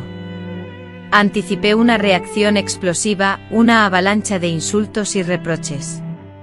Sin embargo, lo que sucedió a continuación fue aún más perturbador. Mauricio estalló en llanto, un sollozo profundo que sacudía todo su cuerpo, similar al de un niño pequeño. Las lágrimas brotaban de las cuencas vacías donde alguna vez hubo ojos, empapando su barba escasa y blanquecina. «Me lo merezco», murmuró entre hipidos. «Me lo merezco y mucho más. No hay un solo día en que no me arrepienta amargamente de lo que hice. Además de haber cometido infidelidades con Sentoeum, también las cometiste con muchas otras mujeres. Yo era un monstruo, un ser despreciable, y solo me detuve cuando Dios me castigó dejándome ciego. Estaba preparada para afrontar cualquier cosa, menos para esto, su arrepentimiento, sus lágrimas sinceras. Jamás imaginé verlo derrumbarse de esa manera frente a mí. Tras un breve instante, cuando logró recobrar un poco el control, me preguntó con voz temblorosa: ¿Mi hijo Daniel es realmente mi hijo? Sí, ese hombre al que tanto admira, que adquirió todas las tierras que antes pertenecían a su familia, que lo trata con respeto a pesar de no tener ninguna obligación, es su hijo. Entonces le relaté cómo había crecido Daniel, las dificultades que tuve que enfrentar para darle una buena educación, y cómo, a pesar de la sangre que corre por sus venas, se había convertido en un hombre bueno e íntegro. Mauricio permaneció en silencio por un momento, intentando asimilar lo que le decía. Luego, en un susurro, preguntó: «Él lo sabe, sabe quién soy». «Ahora lo sabe». «Se lo revelé la semana pasada». «¿Y me odia?». La pregunta resonó en mi mente inesperada y directa. Comprendí entonces que en el fondo, esa misma duda me atormentaba sobre mi hijo. Me guardaría rencor por haberle ocultado la verdad durante tanto tiempo. Con sinceridad, negué con la cabeza. Daniel no era un hombre que albergara ese sentimiento, estaba conmocionado, confundido, experimentaba momentos de ira, pero no de odio. En ese aspecto, no se parecía a ninguno de nosotros. Aquella mañana, sintiendo que se desvanecía una carga que ni siquiera sabía que llevaba sobre mis hombros, la venganza que había cultivado durante años, de repente se me antojaba marchita, insípida, carente del dulzor que tanto había anhelado, ahora más amarga que satisfactoria. Después de la conversación, Mauricio solicitó retirarse, argumentando la necesidad de tiempo para reflexionar, ya que la información era abrumadora. Creí que jamás lo volvería a ver, sin embargo, para mi asombro, reapareció a la semana siguiente y continuó viniendo, ya no como trabajador, sino como una extraña forma de expiación autoimpuesta. Daniel, por su parte, tardó más en reconciliarse, no con su padre biológico, a quien nunca consideró como un verdadero progenitor, sino conmigo. Pasaron meses de conversaciones complejas, de lágrimas, de interrogantes constantes. ¿Por qué, mamá? ¿Por qué no me lo contaste antes? ¿Por qué permitiste que ese hombre estuviera cerca de mí sin que yo supiera su verdadera identidad? ¿Por qué desperdiciaste tanto de tu vida en busca de venganza? No tenía respuestas sencillas para esas preguntas. La realidad era que la niña de 14 años que había sufrido abuso, se había transformado en una mujer atormentada. El dolor se convirtió en odio y me aferré a un plan que terminó por absorber una gran parte de mi existencia. Solo cuando presencié la reacción de mi hijo comprendí cuán cautiva estaba de mi propia trampa. Daniel, motivado por un espíritu emprendedor, propuso transformar las tierras que había comprado, abarcando extensas áreas antes pertenecientes a la familia Carballo de Oliveira, en un proyecto innovador. Con este fin, fundó una cooperativa agrícola, brindando a los pequeños agricultores de la zona la oportunidad de colaborar, dividiendo los gastos y las ganancias de manera equitativa. Daniel, conmovido por la situación de vulnerabilidad, priorizó la participación de mujeres que lideraban sus hogares y de aquellos que, al igual que él en el pasado, carecían de recursos, pero poseían una fuerte determinación. Valiéndose de sus conocimientos en agronomía, instruyó a los agricultores en el uso de técnicas agrícolas avanzadas, logrando que la fértil tierra roja de Congoñas alcanzara niveles de producción antes impensables. El ver a su hijo convertir un lugar que antes estaba marcado por la miseria y la tristeza en una fuente de esperanza y progreso para tantos, ayudó a la madre a sanar las heridas del pasado. Aunque el camino fue arduo, persistió en su objetivo. Aún hoy, en algunas noches se despierta repentinamente, transportada por el recuerdo al olor a humedad del viejo cobertizo y sintiendo la opresión de aquellas manos que la habían dominado. A pesar de todo, ahora puedo inhalar hondo y recordar que he sobrevivido, que he criado a un hijo admirable y que he forjado una vida que aquella niña descalza, que acarreaba agua del pozo, jamás hubiera soñado. El año pasado Mauricio, a punto de cumplir 90 años, falleció en paz en su cama, en la pequeña casa que Daniel le construyó en los lindes de la propiedad. Aunque nunca tuvieron una relación de padre e hijo en el sentido estricto, pues las heridas del pasado eran demasiado profundas para sanar completamente, desarrollaron un respeto mutuo único. Daniel lo asistió hasta el final, velando por su bienestar y dignidad en sus últimos días. No lo hago por él, me confesó una vez, lo hago por la persona en la que quiero convertirme. Ahora, sentada en el porche, observo a mi nieto Caio, hijo de Daniel, jugando en el mismo patio donde su abuelo biológico pasó tantos años trabajando.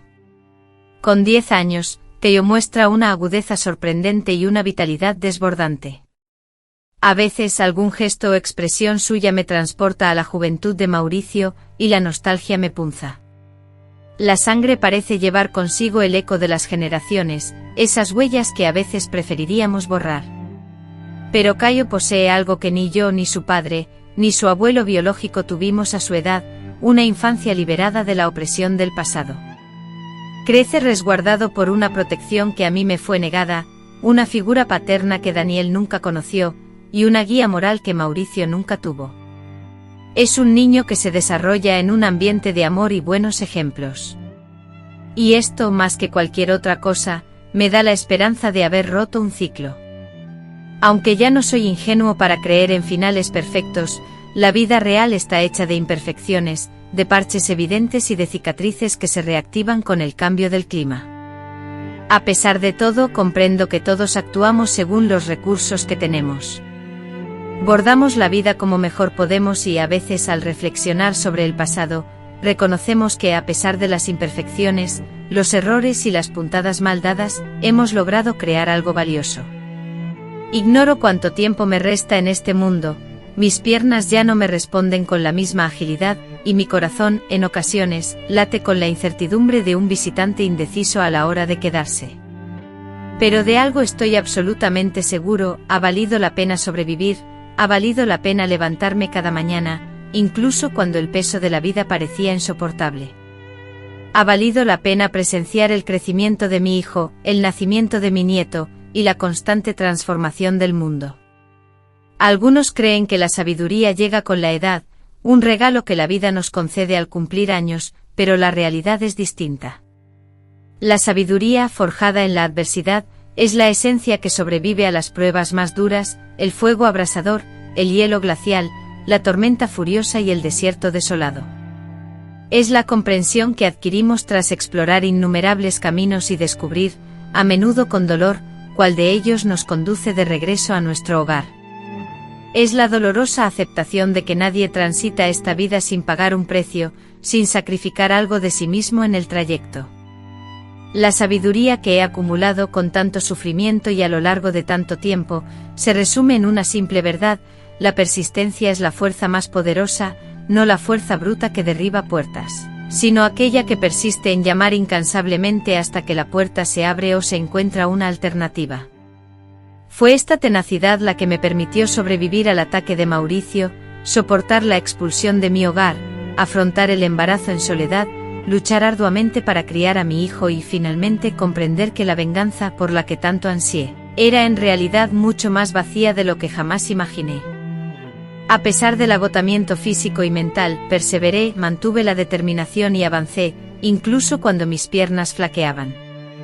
Si pudiera regresar al pasado y hablar con la niña asustada que fui, le diría: no te rindas, sigue viviendo, sigue caminando, sigue respirando, porque un día el sol volverá a iluminar tu vida. El dolor que sientes se convertirá en un recuerdo lejano. Llegará el día en que, sentada en un porche, contemples tu jardín y veas a tu nieto jugar con alegría y libertad, y todo cobrará sentido. Agradezco profundamente tu atención y comprensión, por escuchar a esta anciana compartir su historia. Sé que escuchar relatos de sufrimiento no es fácil, pero es vital. Es un alivio para quienes comparten sus experiencias, liberándolos de la carga que llevan. Y para quienes escuchan, puede ser una fuente de consuelo y fortaleza para sobrellevar sus propias dificultades. Este canal fue creado específicamente con la intención de ofrecer una plataforma para que personas como yo, que han vivido lo suficiente como para no temer a la verdad y tienen la sabiduría para entender que cada relato puede ser un salvavidas para quien se siente perdido, puedan compartir sus experiencias. Si lo que has escuchado te ha resonado, si ha tocado tu corazón de alguna manera, considera suscribirte. En Brasil, hay un sinnúmero de abuelas con historias ricas y valiosas que contar, relatos que el tiempo amenaza con borrar y que podrían desaparecer para siempre si no se documentan. Mi historia ya ha sido compartida, la historia de una niña que creció de la manera más dura, convertida en mujer, que concibió un hijo mientras albergaba un plan de venganza en su corazón durante años, y que finalmente aprendió que la mejor forma de responder a quienes intentaron destruirla es vivir una vida plena.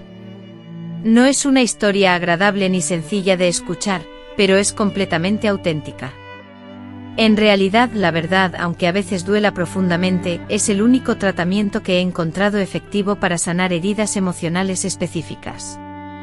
Hasta luego, mis queridas amigas. Que la gracia divina las acompañe y proteja donde quiera que se encuentren. Y no olviden nunca que sin importar cuán sombría y oscura sea la noche, el amanecer siempre, sin excepción, regresa. Sí.